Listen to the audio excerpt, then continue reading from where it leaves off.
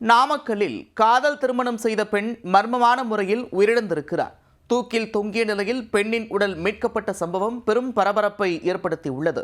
பெண் இறப்பில் சந்தேகம் இருப்பதாக பெற்றோர் தெரிவித்திருக்கும் நிலையில் போலீசார் எடுத்த நடவடிக்கை என்ன?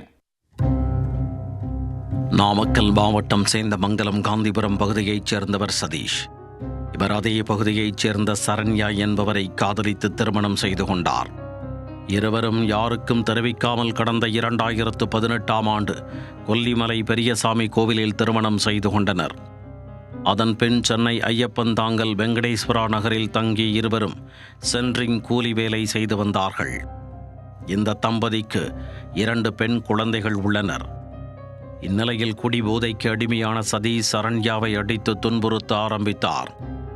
இதனால் அடிக்கடி சொந்த ஊரான நெய்க்காரப்பட்டிக்கு சரண்யா குழந்தைகளுடன் சென்று விடுவார்.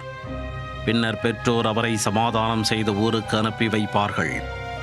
கடந்த 29ஆம் தேதி சரண்யாவுக்கும் சதீஷுக்கும் இடையே மீண்டும் குடும்ப பிரச்சனை ஏற்பட்டுள்ளது.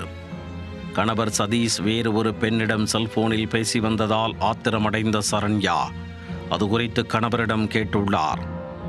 இதனால் இருவருக்குள்ளும் மீண்டும் பிரச்சனை வெடித்துள்ளது.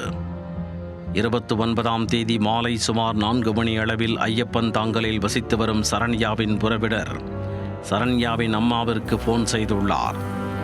அப்போது சரண்யா வீட்டு கூரையில் உள்ள மூங்கில் கொம்பில் சேலையால் தூக்கிட்டு தற்கொலை செய்து கொண்டதாக அதிர்ச்சி தகவலை தெரிவித்துள்ளார். சரண்யாவின் உடலை அவரது கணவர் சதீஷ், அம்மா பத்மினி, அப்பா பழனிசாமி, தம்பி ரஞ்சித் ஆகியோர் சொந்த ஊரான சேந்தமங்கலத்திற்கு தனியார் ஆம்புலன்ஸ் மூலம் கொண்டு வருவதாக தகவல் தெரிவித்துள்ளார்.